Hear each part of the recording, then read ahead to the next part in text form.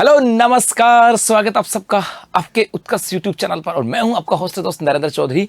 यदि आप third grade शिक्षक भर्ती की तैयारी कर रहे होंगे तो अब वो समय है जिस दौर में आप समझ गए तो समझ गए, संभल गए तो संभल गए, और नहीं संभले तो फिर लुट गए। ऐसा क्यों कह रहा हूं मेरे भाई? अभी रिसेंटली आपको पता होगा राजस्थान कर्मचारी चयन बोर्ड के द्वारा अपना राजस्थान कर्मचारी चयन बोर्ड है उसके द्वारा एग्जाम कैलेंडर जारी किया गया। एग्जाम कैलेंडर जो है वो आपके यहाँ पे जारी किया गया। इस एग्जाम कैलेंडर में कहा गया कि जनवरी 2026, ये जनवरी 2026 वो होगी जिस समय आपके थर्ड ग्रेड की एग्जाम होने वाली है। ग्रेड थर्ड कह दो या थर्ड ग्रेड की एग्जाम होने जा रही है। इसके अलावा यहाँ पर रिसेंटली आपको पता है, ये भी आपको पता लग गया होगा कि न्यूज़पेपर की बात करें, इस न्यूज़पेपर के अंदर खूब सारा आ रहा है कि यदि सरकार चाहे तो आपके यहाँ पर 35,000 थर्ड ग्रेड शिक्षक भर्ती आ सकती है। इसका मतलब है कि मेरे भाई जनवरी 2026 के अंदर आपके एग्जाम होने जा रही है और लगभग 35,000 पदों के ऊपर आपके एग्जाम हो सकती है। अब इसका मतलब है यदि जनवरी के अंदर एग्जाम है तो अब यहाँ से काउंट करना चालू करो। आपके पास टाइम बचा है जून, उसके बाद टाइम बचा आपके पास जुलाई, उसके बाद बचा आपके अगस्त,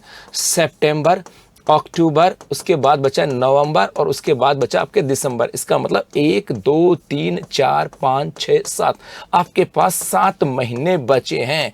ये 7 महीने आपके पास हैं। कहने के लिए तो 7 महीने हैं उनके लिए जो सोचते हैं कि मैं तैयारी कर लूंगा, लेकिन कहने के लिए 7 महीने नहीं है उनके लिए जो तैयारी कर रहे हैं। ऐसा क्यों कह रहा हूं? 7 महीने उसके लिए हैं जो कहता है कि मैं तैयारी कर लूंगा, तैयारी कर लूंगा। मेरे भाई वो ये कहता है ना कि मैं तैयारी कर लूंगा, अभी तो 7 महीने पड़े हैं। मान के चलना कहीं ना कहीं मामला बिगड़ चुका है। ऐसा क्यों कह रहा है? क्योंकि मन में आज भी नहीं आया कि मुझे तैयारी करनी है। क्योंकि कैसे होता है, अभी तो यार 7 महीने पड़े मैं कर लूंगा। अरे भाई अभी तो 7 महीने पड़े हैं, कुछ दिन और निकाल देना, फिर ये कहना कि तो 6 महीने पड़े हैं। क्योंकि आज से पहले वो पता क्या सोचता था? वो सोचता था कि अभी तो 8 महीने पड़े हैं। उससे पहले पता क्या सोचता था? अभी तो 9 महीने पड़े हैं। उससे पहले सोचता था अभी तो 10 महीने पड़े, मैं तैयारी कर लूंगा। और वो 10 महीने से 9 महीने, 8 महीने, 7 महीने पे आया। इसका मतलब यहाँ पे तो है मामला गड़बड़। तो आपको ये नहीं समझना, ये नहीं सोचना कि अभी इतना समय पड़ा है और यहाँ पर 7 महीने ही बचे हैं, 7 महीने ही बचे हैं, महीने ही बचे हैं। ये वो बच्चे हैं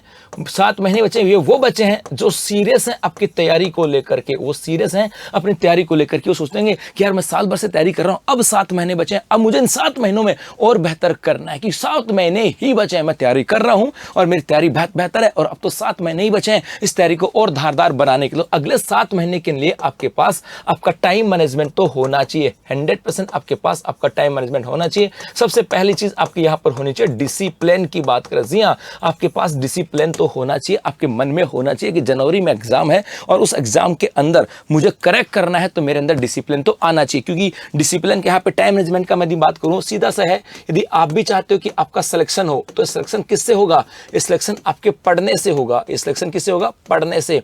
जो यदि आपको पता है तो आपको डिसिप्लिन तो करना ही होगा कि मुझे पढ़ने का टाइम तो देना ही होगा। सपोज करो आप रात को कहीं 2 बजे किसी शादी विवाह में चले गए, 2 बजे आप रेगुलर सुबह 6 बजे जग रहे थे या रोजाना 5 बजे जगते थे और जगते और पढ़ते थे, लेकिन उस दिन रात को 2 बजे सोए। अरे मेरे भाई आपने रात को 2 बजे सोए ना, तो आप सुबह 5 बजे वाले टाइम में कटौती नहीं करनी है। डिसिप्लिन होगा, आपको नहीं जगना रात को 2 बजे तक। आपको अपना टाइम मैनेजमेंट बनाना पड़ेगा कि मुझे 10 घंटे पढ़ने मतलब 10 घंटे पढ़ना ही है।